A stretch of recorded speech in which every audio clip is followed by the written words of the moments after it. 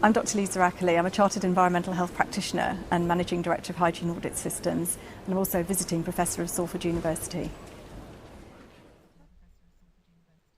Well, I am an absolute nightmare to go to a restaurant with because obviously I've got my eyes and ears pricked out, up ready, looking to see what's going wrong. Food on display that's looking as if it's getting very tired and it's not at the right temperature. So if I see sort of cream that's starting to go a bit brown around the edges, that's an indication, just a visual indication that it's been out for too long. If you go into a restaurant and you go to the toilet and you find that it's dirty or there's evidence of insects or it doesn't look very well kept, then you've got to start thinking to yourself, what are they doing behind the scenes? This is the public area. So use the toilets as an indication. Quite often you won't actually see the food on display, so you won't know what you're in for. But have a look around you. If the place looks grotty and unkempt, then there's a fair indication they're not taking very much care over hygiene either.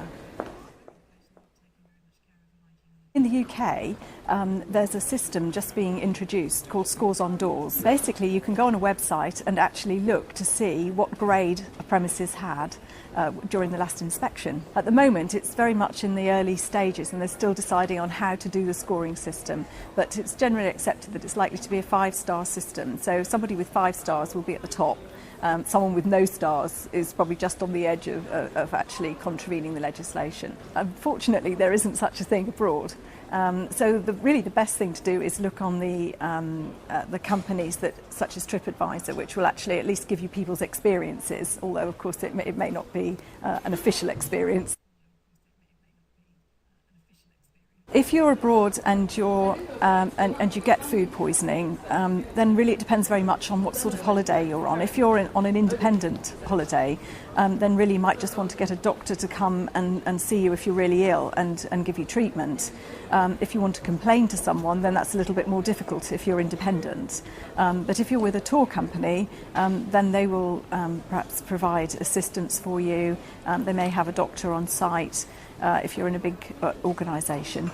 And I would try and insist that they take a sample to see what you're suffering from, because then at least if you go on to take this further, you have got some evidence of what illness you've suffered from. You need to know what you ate maybe several days before you were ill, so keep a record of that and try to get a stool sample taken so that it can be analysed. If you have food poisoning in the UK, then the first thing really is to make sure you look after yourself and that you take lots of fluids. But you should contact the Environmental Health Department or contact the GP. Depending on which country you're visiting, then standards might be quite different. In most European countries now, we all have the same legislation, so there should be pretty good standards of hygiene and water safety, for example. But as soon as we start straying into more exotic places, then that may not be the case, and there may not be such stringent controls about food safety and environmental hygiene. One of the most important things really is to think about the water supply, for example. Is it safe to drink? Think also about where are you brushing your teeth? Are you using tap water in the hotel room? Where's that come from? Is it safe? Where does your ice come from? I would avoid ice. Quite often they boil eggs in advance and put them in water, and then people help themselves for breakfast. And that always worries me because they may not be as salmonella free as they are in the UK. So dishes such as tiramisu, undercooked meringues, they all could have salmonella in them if the eggs come from a poor source.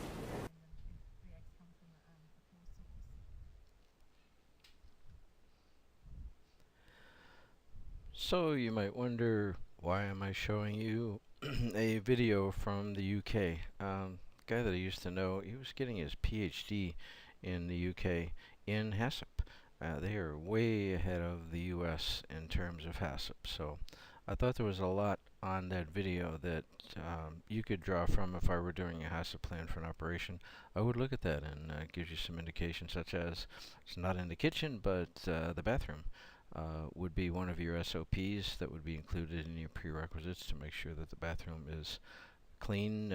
Several years ago, they got a new president at McDonald's, and his first mandate to everyone was to clean the bathrooms, because he said everybody that goes to McDonald's, not everybody, but a lot of people go into the bathroom either to go to the bathroom or to wash their hands, and if they see a dirty bathroom, probably the kitchen is dirty, and that's what this doctor is saying. So I hope you enjoyed that, and see you in the next lecture.